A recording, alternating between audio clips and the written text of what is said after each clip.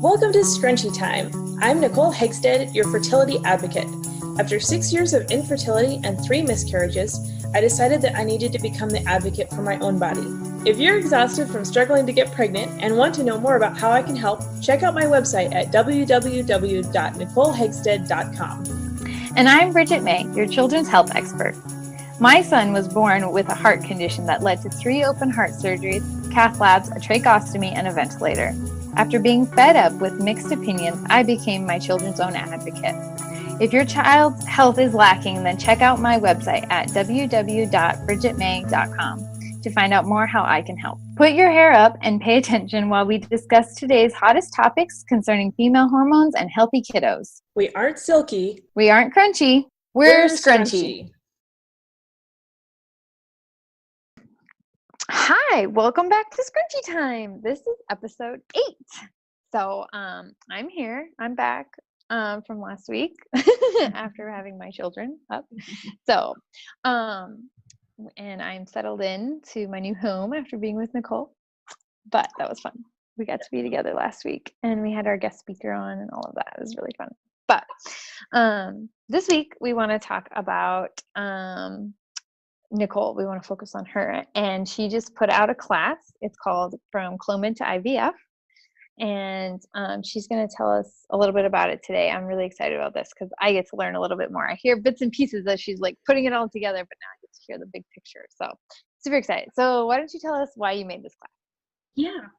So, goodness, I think it was back in the late summer. I saw a post on Instagram that was talking about a woman was starting IVF and she was starting her antibiotics and her birth control. And I was like, wait, what? And I scrolled through the post and she was explaining that sometimes when you start IVF, you use birth control for a cycle and then you do like a round of antibiotics just to make sure that everything is cleaned out. And I was like, oh my gosh, I have to make a class about this. Like, I have to look into this more. This is not okay. This is really, really wrong. And it just kind of grew from there. I started like really paying attention to people's Facebook and Instagram posts and started researching for myself what the process of fertility treatments and what fertility drugs people or fertility specialists use. And just started putting a whole bunch of stuff together and then started looking into obviously statistics and things like that, and just formed a class. And like I said, it's from Clomid to IVF. So it's the whole fertility process of what they start with from the moment you walk into the doctor's office until you end up with IVF. Or I even go into surrogacy options at the end and things like that. And I think the biggest and most important thing is that for each of the drugs, for each of the treatments, there is a counter natural way to do what each of these drugs are doing. And the biggest thing too is that it's all artificial. Like everything that these drugs are doing, they're all artificial hormones.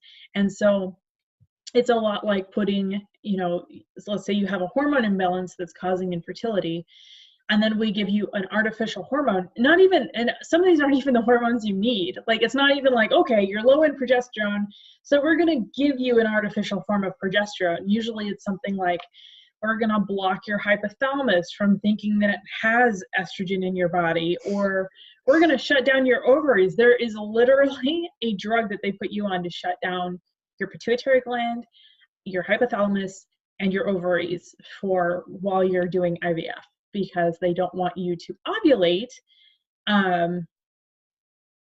So they give you, I'll take a step back and re-explain that one a little bit.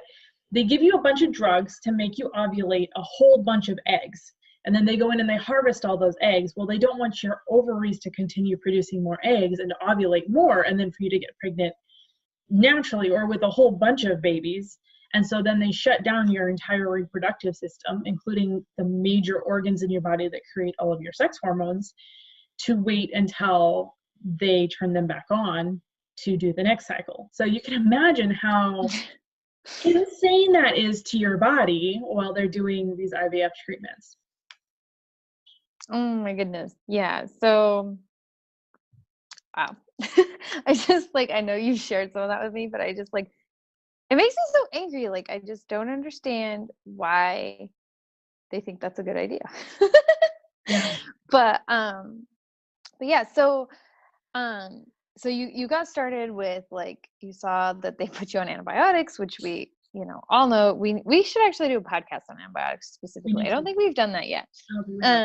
But antibiotics are clearly never a good idea. Your body can only handle 2 antibiotics in the course of its life, and then after that they're pretty much ineffective. And why would you wipe out the good and the bad? Like, yes. Hello. Well, and Hello. you are completely wiping out all of your good bacteria right before you plan to get pregnant, and then hopefully in 9 months give birth, where you will be transferring all of this good bacteria to the baby. But no, you cleaned all that out way back when. Also, good bacteria helps you to digest your food.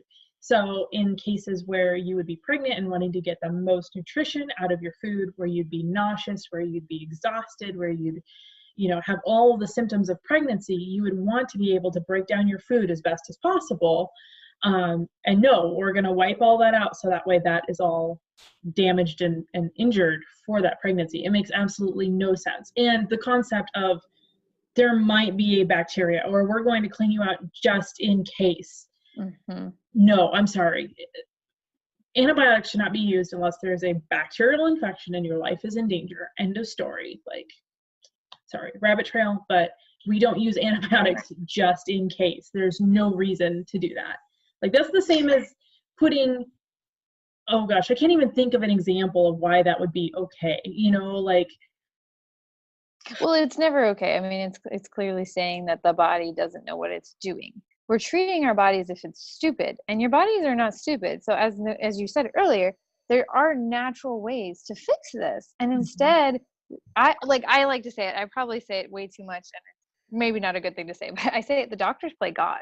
And that's literally what they're saying. They're saying, nope, your ovaries don't know what they're doing, so we're going to give you a drug and we're going to take control. Yep. And they do not need to take control. Our bodies want to reproduce. We were created to reproduce. Yes. So why are they taking control? Like, instead of fixing the problem. It's just like anything, with I can't think of an example now either. We're doing this at night, by the way, guys. It's really late here. All the children are sleeping, so the ice cream has been eaten. So, here's how well our brains are working right now. But anyway, rabbit trail. But I can't even think of an example either. But I just don't understand why we treat our bodies as if they're stupid, and and why we have to say there's something better. You probably know, when did they start doing all of this? We've been around for thousands of years, and all of a sudden in the last how many years do we all of a sudden think we have to have all these drugs in order to get pregnant? Right. Yeah. I mean, they started IVF in the 1970s. I didn't look up each individual drug as to when it started. I know that Provera, that's another really interesting one. Provera was approved in 1959, which is Provera is an artificial form of progesterone that doctors will put you on to start your period. I'm putting this in quotes, start your period.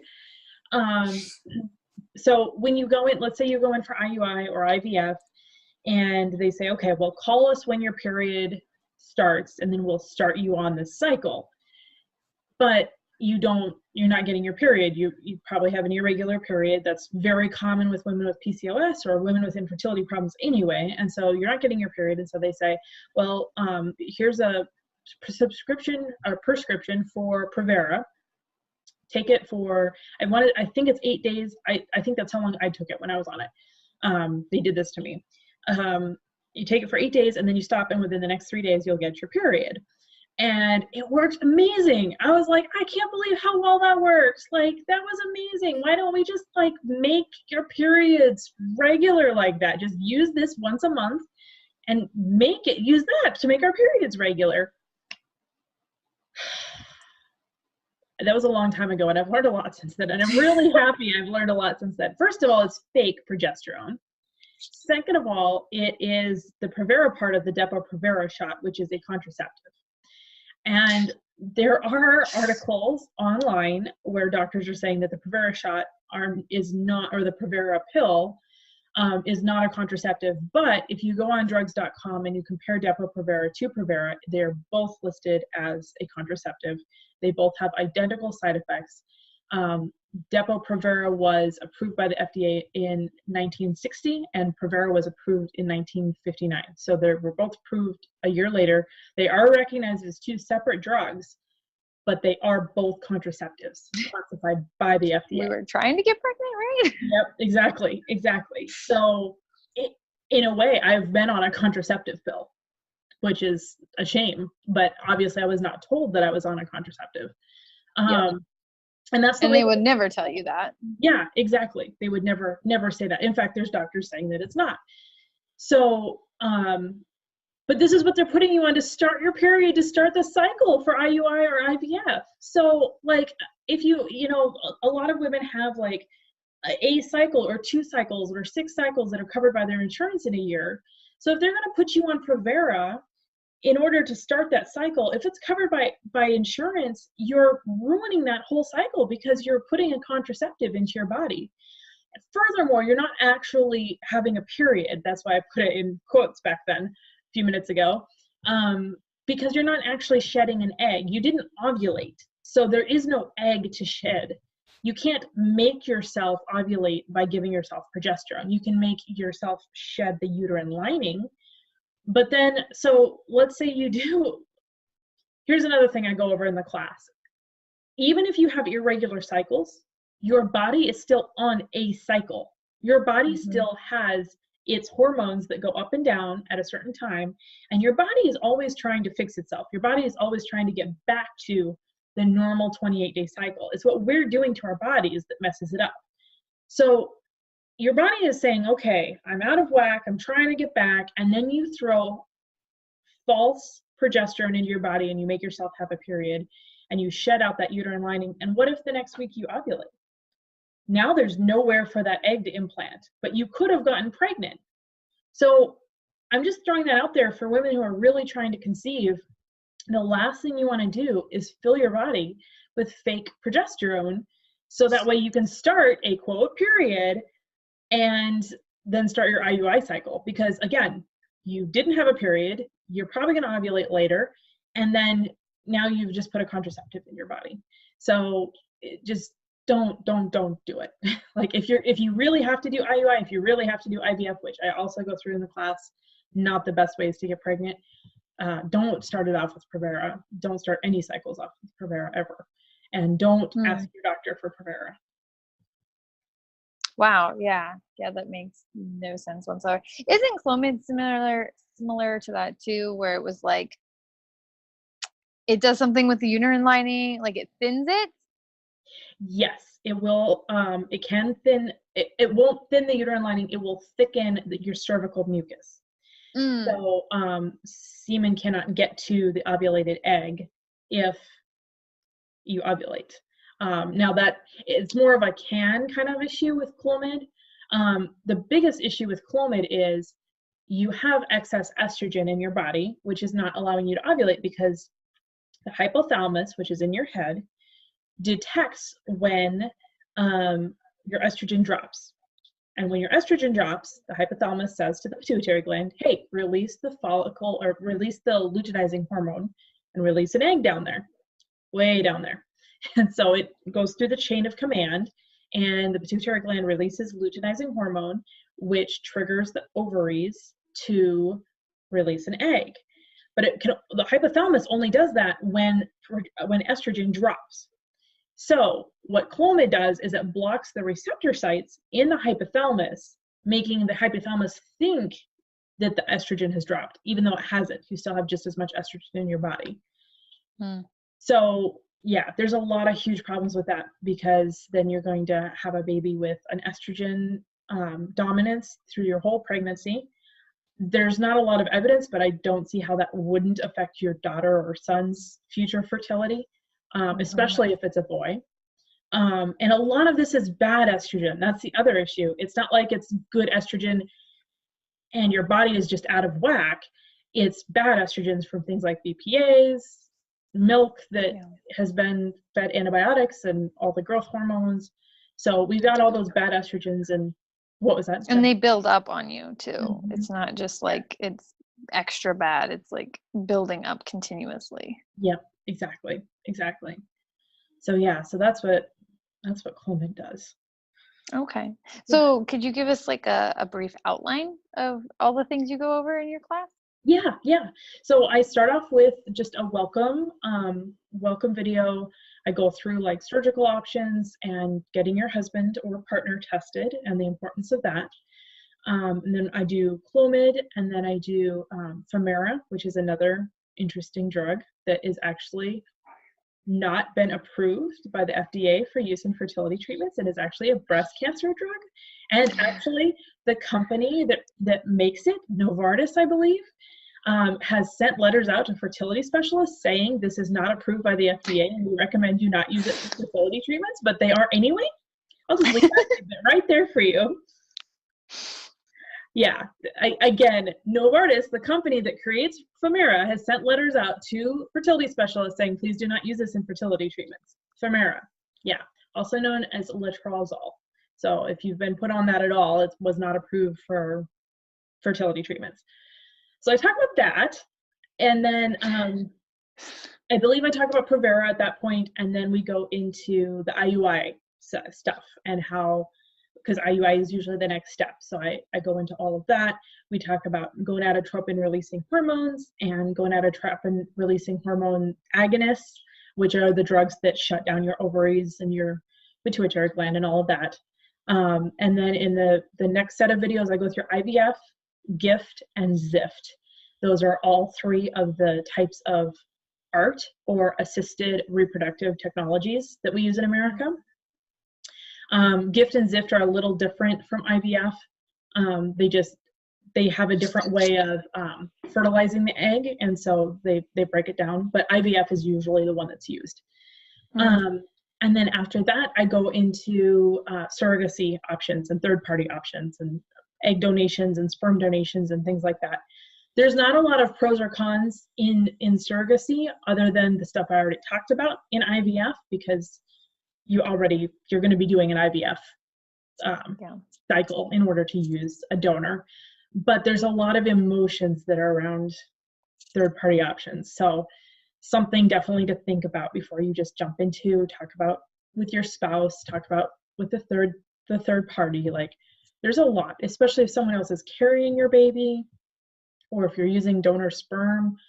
Like, it just becomes really an emotional issue with people involved because you're removing your partner from the equation or you're including someone else in the equation, and it just is very interesting. So there's a lot of yeah, that's really good. That's really interesting to bring that up. That's really good. I like that. Yeah, I like that a lot. Cool. Yeah. Yeah, I think that's all I had for questions. Did you want to add anything else specific about your class, or? I don't think so. It's $47 for the whole class. It comes out on March 1st. So if you order it now, you'll get it delivered straight to your inbox on that day. After that day, if you're listening to this later, you can order it at any time and it'll get sent straight to your inbox at that point. So you can get a hold of that by going on my website to the programs page. So that would be www.nicolehegsted.com/programs. And then if you scroll down to about the middle of the page, it'll say From Clomid to IVF, and there's a button to order it there. And I will put a link on this video as well. So you can see it there. So yeah. Awesome. So afterwards, if someone is going through your course and they realize that they don't want to do the option that they're continuing to pursue, or they have more questions than what you have in the class or something like that, is there a way for them to get a hold of you, or do you have another class following up on that, or what is your best way to pursue that afterwards? Absolutely, yeah. So I would encourage you to schedule an introduction call. The best way to do that is through my website. There's also links there to that on the Contact Me page. But especially if you have specific questions about, certain drugs that you're using or have used or are interested in using, I can just answer those on an introduction call for you. If you're interested in pursuing the natural route for each of these drugs, or the natural way to get pregnant, obviously I coach women on how to do that. So that's like my number one, what I do. And I always encourage women to schedule an introduction call before we just jump into coaching so we can both get to know each other. I call it a two-way interview where we both get to see if we want to work with each other, because I want to see if I want to work with you and you want to see if you want to work with me. It's the same thing. So I definitely encourage an introduction call, and I can answer any questions that you have and point you in the right direction or stuff like that. So definitely do that if you get through the course and there's still questions for you. Awesome. Cool. That's amazing. Yeah. Well, cool. Let's see. March 1st. That'll be this weekend then, right? Next weekend. Yeah. Awesome. Cool. Yeah. Also, I will add, if you get through the course and I did not address a fertility drug or treatment that you have been on or been told to go on, please let me know. I tried to do as much research as I could when I was making this class, and I asked a bunch of women for what drugs and fertility treatments were you on, and they answered back everything I had researched. But if you were suggested to do something or tried something that I missed, I would love to hear more, and I'll add a video in for you and all of that. So definitely open to additions there if I missed something. Awesome. Yeah. Well, yeah, don't most of the drugs that people are on only have like a 10% success rate? Some of them do. Yep. So I'm sure they're going to be coming out with more to fix that. Probably. Yeah. The highest statistic is for IVF is 43%. And that's if you're under the age of 35, which obviously most women doing IVF are not under the age of 35. So wow. The statistics are pretty poor. They're and it goes as low as 3% for IUI. Oh my goodness. It's pretty bad. Depending on your age, I think 10% is the average for IUI. And then Clomid is like 37%, I want to say. They get pregnant and carry to term. No, it's 29% get pregnant and carry to term. 37% get pregnant, 29% carry to term. So yeah, it's pretty crazy. The statistics for fertility drugs and fertility treatments are very poor. And wow. Yeah, it's definitely, it's not worth, and the reason I point that out so much in the class is it's not worth destroying your body for such poor chances of getting pregnant. It's just not. Right. Yeah. And you'd never hear statistics about a natural, like how successful it is. I mean, you have 100% success rate right now, but you're never going to hear that from other people, like on going natural and what they changed and stuff. Right. So insane. Yeah. That's crazy. So, well, awesome. Cool. Yeah. Well, check out Nicole's website and order that class. And, I think that's everything. So we'll see you next week on episode 9. So thanks for joining us. All right. Bye. Bye. Thanks for joining us on today's podcast. If you'd like to know more about our programs or watch the podcast in video form, you can visit our websites, where we also share links and resources concerning the different topics that we have discussed. Check me out at www.nicolehegstead.com. And check me out at www.bridgetmay.com. See you next time.